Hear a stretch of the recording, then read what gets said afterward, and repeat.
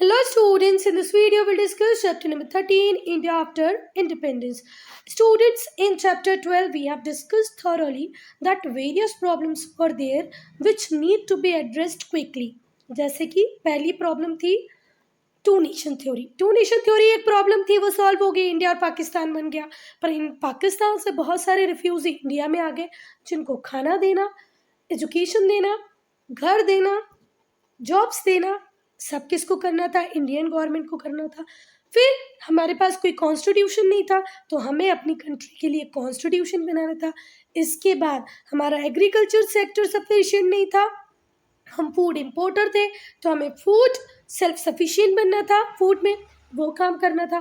फिर हमारे industrial sector को ब्रिटिशर्स पूरी तरह बर्बाद करके गए थे, ड्यून करके गए थे, क्रश करके गए थे, हमको उसको खड़ा करना था। तो इन्हीं चीज़ों को हम इस वीडियो में पढ़ेंगे कि इंडिपेंडेंस के बाद हमने क्या क्या किया है।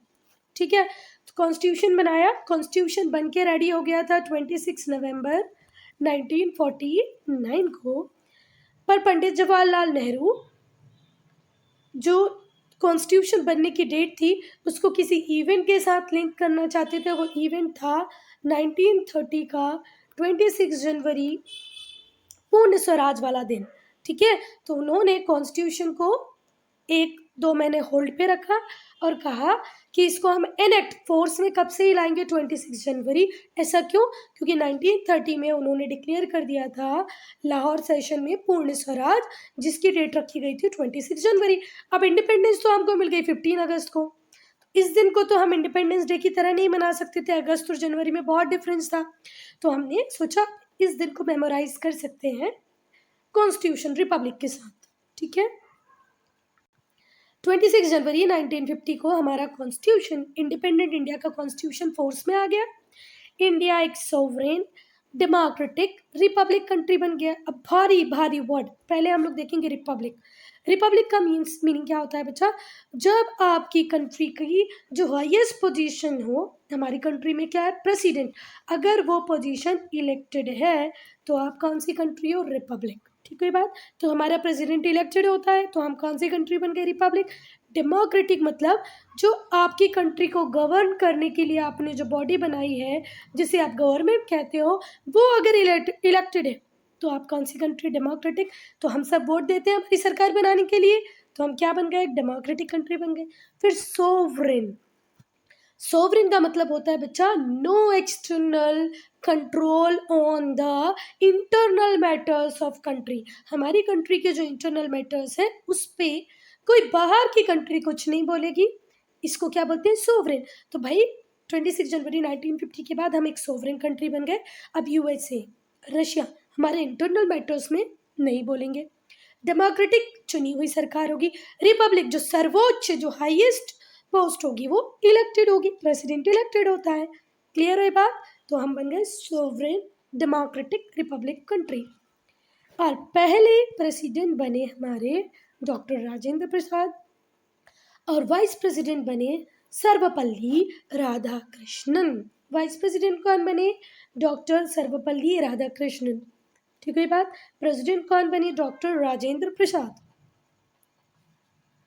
पहली बार इलेक्शन कब हुए बच्चा लेजिस्लेचर्स के लिए? 1952 में। कांग्रेस को majority of seats milli.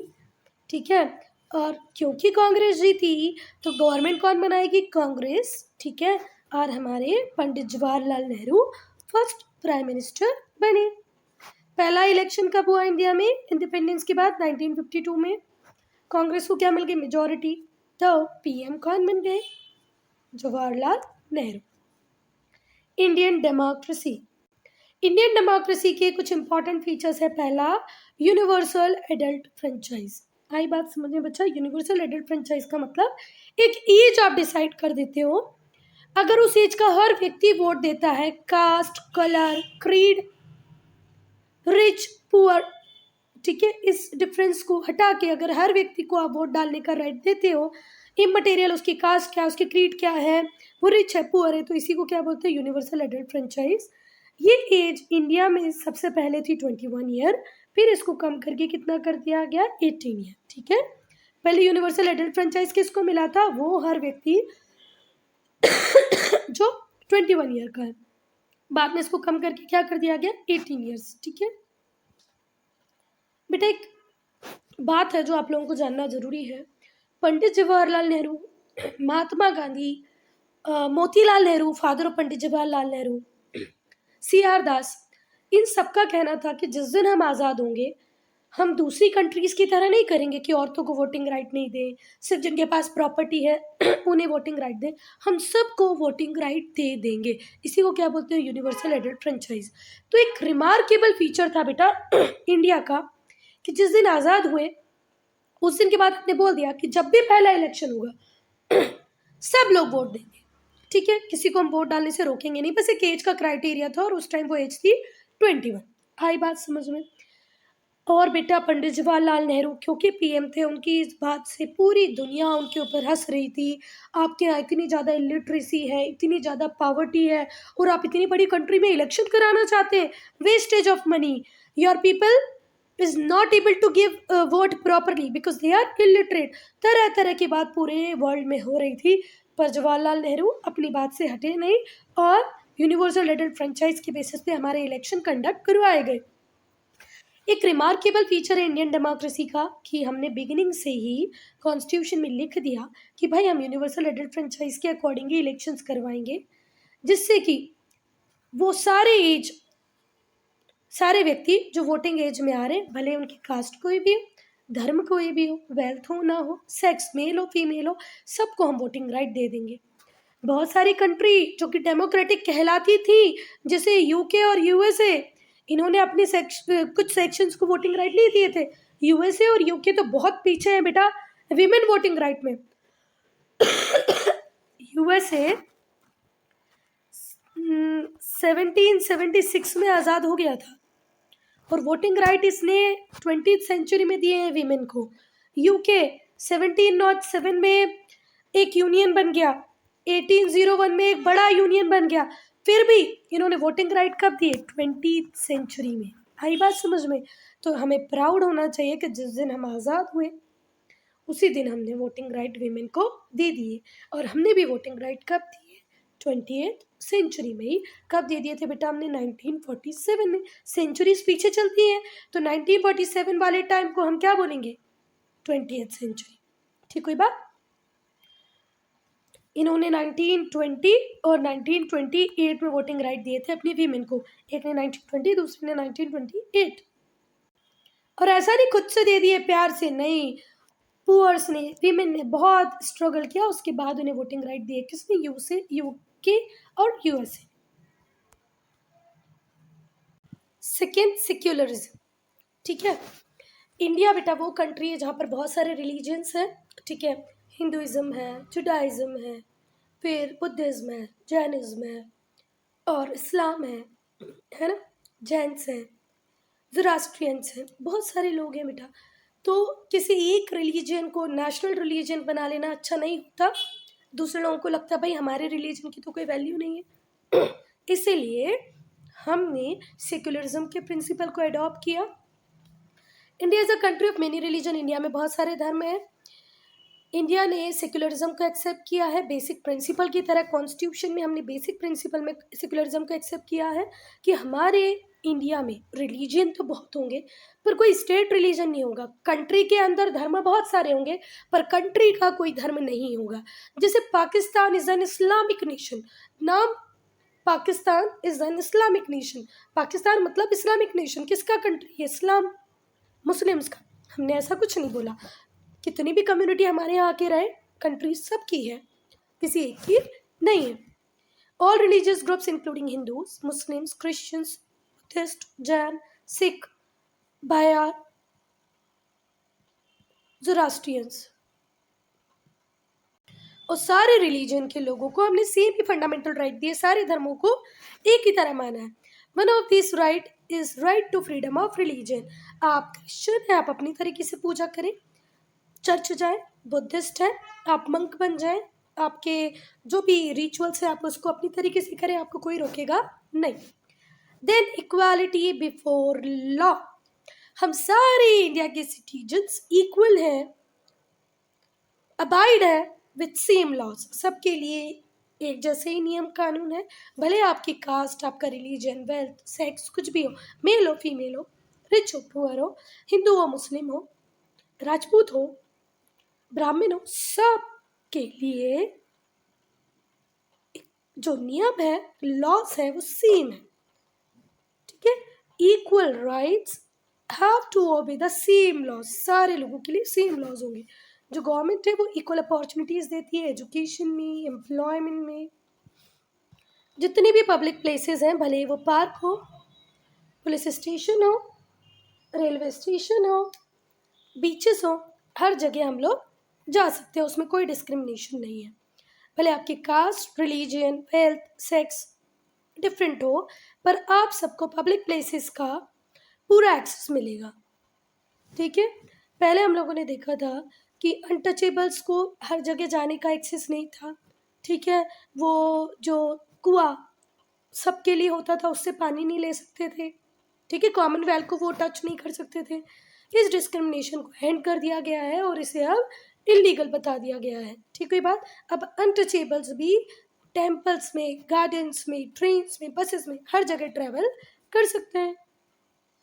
Towards social equality, social equality के लिए हमने क्या किया, इंडिया में हर व्यक्ति इक्वल है, उसे इक्वल राइट्स मिले हुए हैं, पर बेटा इक्वल स्टेटस नहीं मिला हुआ है। और मुझे ऐसे लगता है, तुम लोग भी थोड़ा सा सोचो, क्या ये पॉसिबल है सबको इक्वल स्टेटस मिल जाए? आपकी क्लास में अगर 45 भी स्टूडेंट्स हैं, तो उसमें से 10 स्टूडेंट्स होंगे बिल्कुल ब्रिलियंट, टीचर्स के पढ़ाने के पहले सब पढ़ा होता है उन्होंने। 15 ऐसे स्टूडेंट होंगे जिनका टीचर ने भी पढ़ा दिया, ट्यूशन में भी पढ़ लिया, फिर भी कुछ नहीं आता। तो तुम्हें लगता है कि जब ये लोग लाइफ में, जॉब्स में आएंगे, तो इनमें कभी इक्वालिटी होगी? बहुत रेयर केसेस, कोई चमत्कार हो जाए तो बात अलग है, बाकी संभव नहीं है। ठीक है, तभी तो हम एजुकेशन को बेस मानते हैं। तो इक्वालिटी सोसाइटी में लेके आना in terms of rich and poor थोड़ा सा मुश्किल काम तो है, फिर भी हमारी गवर्नमेंट ट्राई कर रही है। सम सेक्शंस जो है पॉपुलेशन के, उन्हें हम अनटचेबल्स कहते हैं, जो ऑपरेशन फेस करते हैं सेंचुरीज से। ठीक है, जिन्हें हेल्थ केयर और एजुकेशन नहीं मिला है, तो इन्हें वीकर बना दिया गया है। ठीक है, कुछ प्रिविलेज सेक्शन रहे जैसे ब्राह्मण और क्षत्रिय, इन एजुकेशन इकोनॉमिक बेनिफिट्स ज़्यादा मिल गए, तो ये आज एक अच्छी पोजीशन में है। बहुत सारी ट्राइबल पॉपुलेशन आज भी ऑपरेशन को फेस कर रही है। ठीक है, अपने कल्चरल आइडेंटिटीज को सेव करने के लिए उनके लिए मुश्किल होता जा रहा है। ये डिफरेंस है बच्चा हमारी कंट्री में वेल्थ को लेके। ठीक है, वेल्थ को लेके, कास्ट को लेके, कम्युनिटी को लेके, ये जो डिफरेंस है, ये बहुत सारे इनजस्टिस को राइज कर रहा है, जन्म दे रहा है। ठीक है, क्योंकि हमारे कॉन्स्टिट्यूशन मेकर कॉन्स्टिट्यूशन बनाते टाइम ये सब जानते थे, जिसमें से कि स्पेशली कौन जानते थे, BR अंबेडकर, जिन्होंने अनटचेबिलिटी को खुद फेस किया था। तो उन्हें पता था भाई इसके लिए हमें कुछ करना पड़ेगा, उन्हें पता था सोसाइटी से हमें रिमूव करना इनइक्वालिटीज़ को। ठीक है, तो वीकर सेक्शन को कुछ एक्स्ट्रा हेल्प तो देनी पड़ेगी, इसीलिए हमारे कॉन्स्टिट्यूशन में शेड्यूल्ड कास्ट, जिन्हें हम अनटचेबल्स कहते थे, उन्हें SC, एक्सप्लॉयटेटिव ट्राइब जिन्हें हम शेड्यूल्ड ट्राइब कहते हैं, इन ट्राइब्स के लिए रिजर्वेशंस रखा, गवर्नमेंट जॉब में भी और गवर्नमेंट एजुकेशनल इंस्टीट्यूशन में भी, even in local self government bodies. ठीक हुई बात, इनको रिजर्वेशन हम इसलिए दे रहे हैं, कुछ प्रिविलेजेस इसलिए दे रहे हैं कि अपने आप को इम्प्रूव कर सकें, अपनी लिविंग कंडीशन को, अपने सोशल स्टेटस को सुधार सकें। Next, division of power between centre and state. आप लोग नरेंद्र मोदी को जानते हैं, जानते होंगे, हमारे PM हैं, और आप आपके स्टेट के चीफ मिनिस्टर को भी जानते हैं। तो जितने बच्चे ये वीडियो देख रहे हैं वो सब अपने स्टेट के CM का नाम मुझे लिख के कमेंट सेक्शन में देंगे। तो देखो, सेंटर में बैठे हैं PM और स्टेट में होता है CM, तो मतलब पावर ऑफ डिवीजन है सेंटर और स्टेट के बीच में। India is a union of state, India क्या है, यूनियन है। किसकी यूनियन है, स्टेट की यूनियन ही इंडिया है। ठीक हुई बात, बहुत सारे स्टेट मिलके क्या बनाते हैं, इंडिया को, बहुत सारे स्टेट्स मिलके बनाते हैं इंडिया को। इंडिया में 2 लेवल्स पे गवर्नमेंट है बच्चा, 2 लेवल पे नहीं है, 3 लेवल पे गवर्नमेंट है। ठीक है, बेसिकली ऑलमोस्ट हम पूरे वर्ल्ड में देखें तो 2 लेवल्स पे, पर हमारे इंडिया में 3 लेवल पे है। एक होती है सेंट्रल गवर्नमेंट जिसमें बनता है पीएम, एक होती है स्टेट गवर्नमेंट जिसमें होता है सीएम, और तीसरी होती है लोकल लेवल गवर्नमेंट जिसमें या तो मेयर होगा या चेयरपर्सन होगा या सरपंच होगा। आगे बात समझ। इंडिया में जो कॉन्स्टिट्यूशन बना, हमारे कॉन्स्टिट्यूशन ने सब्जेक्ट को स्पेसिफाई कर दिया कि कौन से सब्जेक्ट्स के लिए जो नियम है, कानून है, जो लॉज है वो सेंटर बनाएगा और किसके लिए स्टेट बनाएगा। ठीक है बात। सब्जेक्ट के लिए हमने 3 लिस्ट बनाई है। एक है यूनियन लिस्ट जिसमें डील करेगी सिर्फ सेंट्रल गवर्नमेंट, दूसरी है स्टेट लिस्ट जिसके अंदर डील करने का राइट सिर्फ स्टेट गवर्नमेंट को है, तीसरी है कॉन्करेंट लिस्ट जिसमें सेंटर और स्टेट दोनों ही डील कर सकते हैं। ठीक है बात। मतलब स्टेट अपनी बात भी रख सकता है, सेंटर अपनी भी रख सकता है। बेटा अभी भी आप बहुत सारे लोगों से पूछोगे ना, आपके आसपास जो भी है उनसे पूछो कि हमारी नेशनल लैंग्वेज कौन सी है, हमारी नेशनल लैंग्वेज कौन सी, आप पूछेंगे तो वो बोलेंगे हिंदी। पर नहीं, हमारी कोई नेशनल लैंग्वेज है ही नहीं। India has no national language. हमारे पास 2 ऑफिशियल लैंग्वेज हैं जो है इंग्लिश और हिंदी, एंड 22 शेड्यूल्ड लैंग्वेजेस हैं जिसमें गुजराती, मराठी, मलयाली, उड़िया ये सब आएगी। ठीक है बात। तो अगर हम ऑफिशियल लैंग्वेज की बात करें तो हिंदी और इंग्लिश हमारी क्या है, ऑफिशियल लैंग्वेज, जिनको कॉन्स्टिट्यूशन ने रिकॉग्निशन दिया है। हमारे देश में बहुत सारी भाषाएं थी, किसी भाषा को नेशनल लैंग्वेज बना देते ना, दूसरी भाषा के लोगों को लगता कि यार हमको थोड़ा इन्फीरियर ट्रीटमेंट मिल रहा है, हमारी भाषा को नेशनल लैंग्वेज क्यों नहीं बनाया। इस झंझट से मुक्त होने के लिए कॉन्स्टिट्यूशन मेकर ने बोला okay, no issues, no problem, हम नेशनल लैंग्वेज का कंसेप्ट रखेंगे ही नहीं, जैसे हमने नेशनल रिलीजन का कंसेप्ट नहीं रखा है।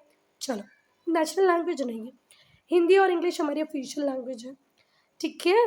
इंग्लिश को हमने सोचा कि हम ऑफिशियल लैंग्वेज की तरह रखेंगे शुरुआती 15 ईयर्स के लिए, पर बाद में बेटा ऐसा होता गया कि जो नॉन हिंदी स्पीकिंग स्टेट्स थे वो हिंदी सीखने को रेडी नहीं थे। ठीक है। इंग्लिश उन्हें आती थी, साथ में मलयालम, कन्नड़, तमिल, तेलुगु आती थी, तो उनका मानना ये था कि यार क्यों हमें अब हिंदी सीखना है। तो उन लोगों ने हिंदी सीखी नहीं, तो हमने इंग्लिश को आज तक की डेट में, शुरुआत में जिसकी 15 साल की बात हुई थी, 10 साल की बात हुई थी, वो आज तक कंटिन्यू है। किसके लिए, उन स्टेट्स के लिए जहाँ पर नॉट हिंदी स्पीकर्स रहते हैं। हर इंडियन स्टेट में ऑफिशियल लैंग्वेज क्या होगी वो खुद चुन सकता है, विच इंक्लूड हिंदी, इंग्लिश। कहाँ स्टेट की बात कर रहे हैं, हम नेशनल लेवल पे नहीं बात कर रहे। नेशनल लेवल पे तो 2 ही लैंग्वेज होंगी, एक हिंदी, दूसरी इंग्लिश। देखना आप कभी भी लोकसभा, राज्यसभा के डिबेट्स देखना, तो वहाँ पर आपको या तो बंदा इंग्लिश में बोलता मिलेगा या बंदा हिंदी में बोलता मिलेगा, किसी तीसरी लैंग्वेज में नहीं बोलेगा, कुछ स्पेशल केसेस को छोड़ दे दो। पर स्टेट फ्री है कि वो अपने ऑफिशियल लैंग्वेज चुन ले, हिंदी, इंग्लिश, 22 रीजनल लैंग्वेजेस में से। ठीक है। Now successes and failures. Successes and failures. बच्चा आज हम 1947 में आज़ाद हो गए थे और आज हम कहाँ पर हैं, 2023 में। तो जरा माइनस करके देखो तो कितने साल हो गए। 1947 हम माइनस करेंगे तो यहाँ बचता है 6, यहाँ बचता है 7, है ना, पक्का ना।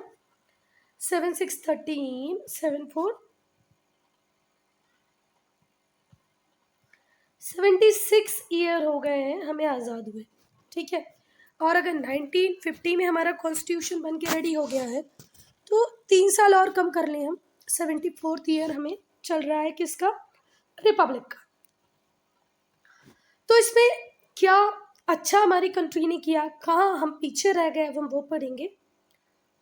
रेगुलर इलेक्शंस हुए हैं, पहली सबसे बड़ी सक्सेस हमारी कि हर 5 साल में हम रेगुलर इलेक्शंस करवा पाए हैं। लोगों ने अपने रिप्रेजेंटेटिव को चुना है और उन्हीं रिप्रेजेंटेटिव ने अपनी गवर्नमेंट बनाई है। ठीक है। और बेटा, अगर कोई गवर्नमेंट जिसको हमने इलेक्ट करके, कोई पार्टी जिसको इलेक्ट करके हमने भेज दिया, उसने अपनी गवर्नमेंट भी बना ली है और वो अपना काम ठीक से नहीं कर पा रही है, फेल टू परफॉर्म, उसे हम अल्टीमेटली नेक्स्ट इलेक्शन में आउट कर देते हैं। ठीक है बात। If any government that has elected but not able to perform properly in the next session, we are not going to vote that party. Okay, इससे पता चलता है कि रियल पावर आज भी लोगों के हाथों में ही है।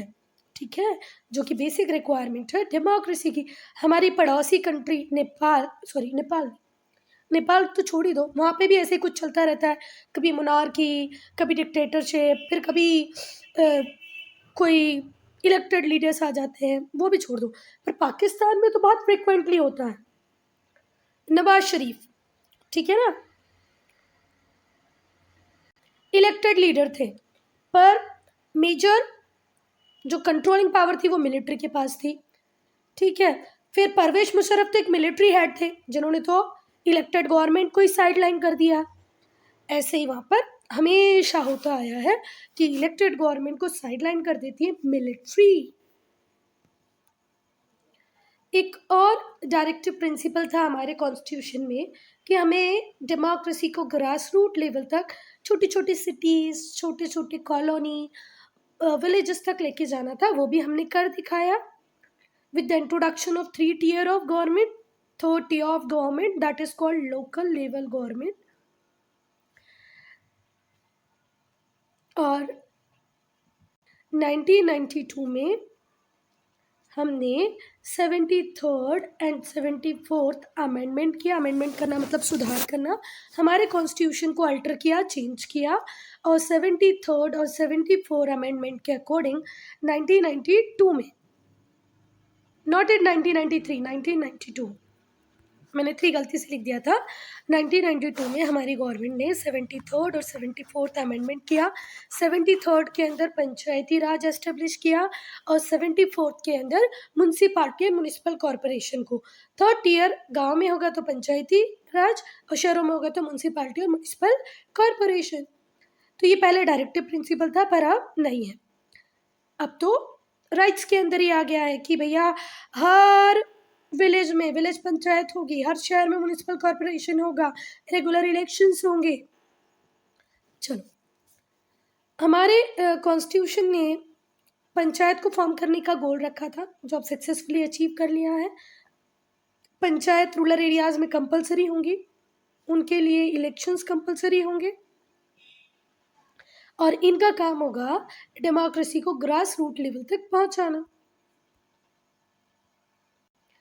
नाउ फेलियर्स, देखो बेटा, हम अगर हमारी फैमिली की भी बात करें जिसमें हम 5 मेंबर हैं, तो हम देखते हैं कुछ मैटर्स में तो हम एक्सिलरेट कर जाते हैं, सब कुछ बहुत अच्छा, पर कहीं कहीं एक छोटी सी फैमिली में भी फेलियर आती है।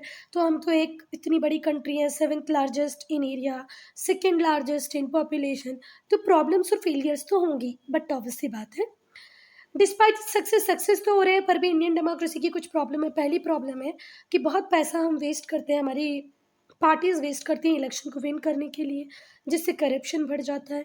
दूसरी प्रॉब्लम है, कई कई प्लेसेस पे कास्ट बहुत डोमिनेंट है। कुछ पॉलिटिकल ग्रुप्स हैं जो अदर कास्ट को, पॉलिटिकल ग्रुप्स को इलेक्शंस में या तो पार्ट नहीं लेने देते या खुद एक बहुत बड़ा एडवांटेज ले लेते हैं। वोटर्स हमेशा अपनी खुद की कास्ट के लोगों को वोट देखता है, वो ये नहीं देखता है कि यार ये ए बंदा बहुत अच्छा है, बी बहुत अच्छा, वो ये देखता है अच्छा ये मेरी कास्ट का, चलो इसको वोट दे देते हैं। तो इससे क्या होता है, कई बार बेटा जो बेस्ट कैंडिडेट होता है वो अननेसेसरली, बेस्ट VEST वाला बेस्ट है ना, अननेसेसरी इलेक्शन लूज कर जाता है। और जो अंड बंड बंदा होता है पर आपकी कास्ट का होता है, आप उसको इलेक्शन जिता देते हो। All these mean that best candidate does not necessarily win. कोई जरूरी नहीं है कि अच्छा ही बंदा जीते, आपकी कास्ट का आप जितवाओ, आपकी ये कोशिश होती है। मेजर प्रॉब्लम्स आफ्टर इंडिपेंडेंस, हम आज़ाद हुए, आज़ाद होने के बाद की मेजर प्रॉब्लम्स को अब हम डिस्कस करेंगे। हम आज़ाद हो गए पर बहुत सारी प्रॉब्लम्स थी। कम्युनल वायलेंस, हिंदू और मुस्लिम बढ़िया तरीके से लड़ रहे थे। ठीक है, not only Hindu and Muslim, एक मूवी है गदर जिसमें एक बहुत अच्छा गाना भी है, उड़ जा खाले कावा, में गड्डी लेके, ऐसा करके 2 गाने, अच्छी मूवी है जिसपे सनी देओल हैंडपंप उखाड़ देते हैं पाकिस्तान जाके। उस मूवी में आप देखोगे तो आपको पता चलेगा कि ये हिंदू और मुस्लिम की लड़ाई नहीं थी, सिख और मुस्लिम भी इन्वॉल्व थे, सिंधी और मुस्लिम भी इन्वॉल्व थे। तो कम्युनल वायलेंस सिर्फ हिंदू और मुस्लिम में नहीं, बहुत सारी कम्युनिटीज़ में चल रहा था, ठीक है। मिलियंस ऑफ पीपल या तो इंडिया क्रॉस करके पाकिस्तान जाने की कोशिश कर रहे थे या पाकिस्तान से इंडिया आने की कोशिश कर रहे थे। इंडिया के मुस्लिम पाकिस्तान जाना चाह रहे हैं, पाकिस्तान की कम्युनिटीज़ जो हिंदू हैं या दूसरे लोग हैं वो इंडिया आना चाह रहे हैं।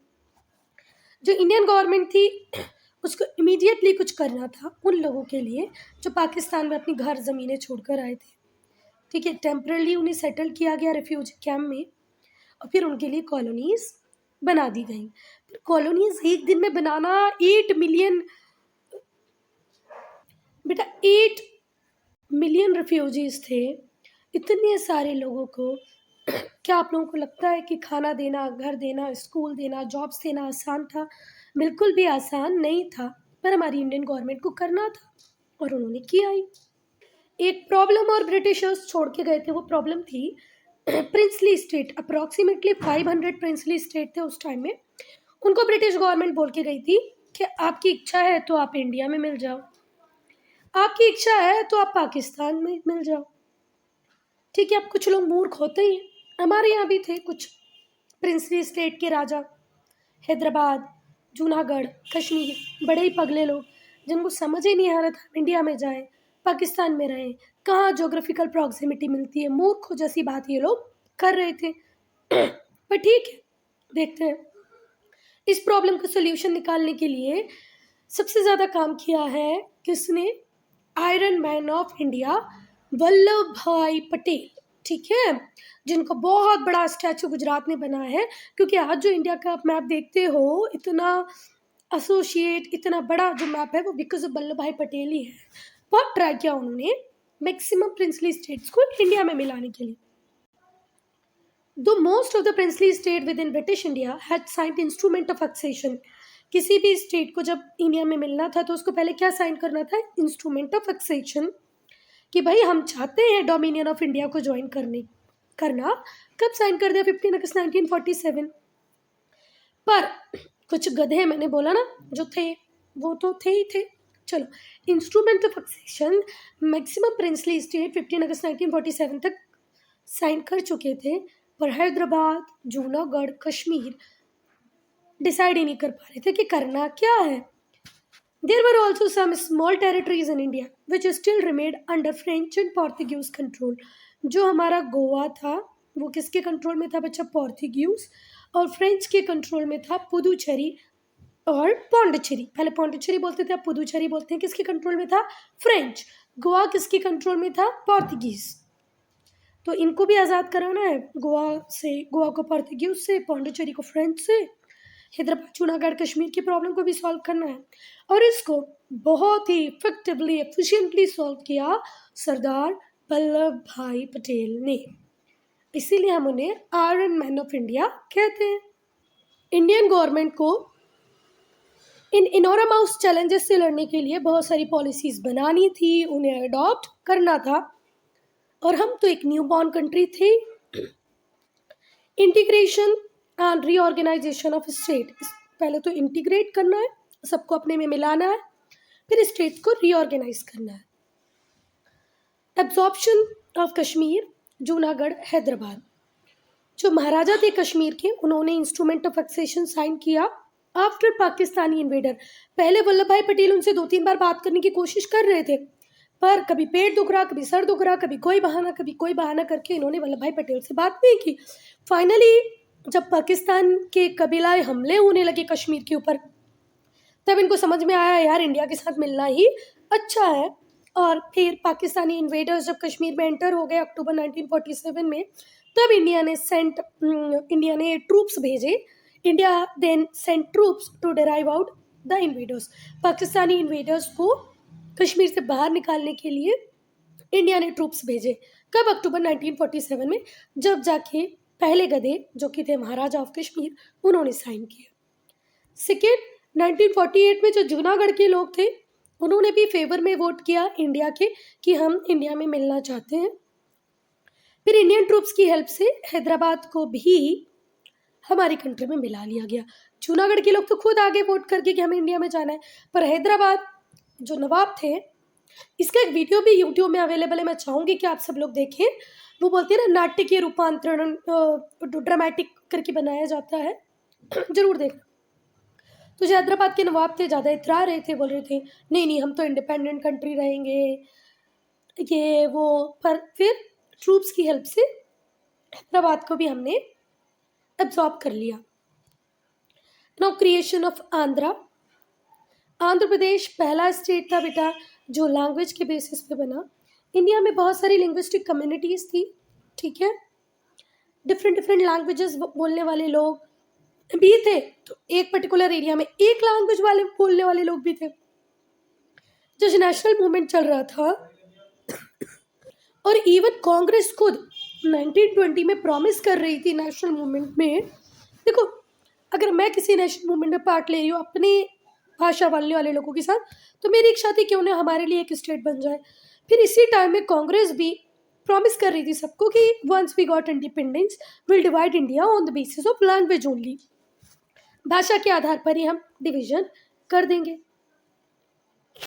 तो ऑल इन ऑल हर व्यक्ति चाह रहा था कि इंडिपेंडेंट इंडिया में लैंग्वेज के बेसिस पे स्टेट्स बनाए जाएंगे। कांग्रेस अग्री भी थी कि चलो हम इंडिया को डिवाइड करेंगे लैंग्वेज के बेसिस पे आफ्टर इंडिपेंडेंस। पर जो कम्युनल वायलेंस बेटा हमने देखा, जो रिलीजन पे बेस था, जो इंडिया पाकिस्तान डिवीजन के टाइम में हुआ, हाय हाय सबकी आत्मा दुख गई। अब सपने में भी कांग्रेस ये नहीं सोच पा रही थी कि हम इंडिया में लैंग्वेज के बेसिस पर डिवीजन कर दें और फिर एक लैंग्वेज वाला दूसरे स्टेट में, दूसरे लैंग्वेज वाला पहले स्टेट में जाए अपनी लैंग्वेज को स्टेट को ज्वाइन करने के लिए, और फिर आपस में लड़ाइयाँ हो। गुजराती बोले मराठी से कि तुम मेरे स्टेट में मत रहो, मराठी बोले गुजराती से तुम मेरे स्टेट में नहीं रहो, भयंकर समस्या हो जाती है। इसलिए कांग्रेस रिलक्टेंट रही। Congress after independence Congress became reluctant to divide India on the basis of language. Why so? Because it has seen communal violence which was happened at the time of independence between India and Pakistan. तो हर आप भी होते तो आप भी नहीं करते बेटा। बहुत सारे कांग्रेस लीडर, जवाहरलाल नेहरू, वल्लभ भाई पटेल, उन्हें डर था कि अगर इंडिया को डिवाइड किया लिंग्विस्टिक लाइंस पे तो और ज़्यादा वायलेंस होंगे। लिंग्विस्टिक कम्युनिटी फिर भी डिमांड करती रही कि हमें अपना स्टेट दे दो।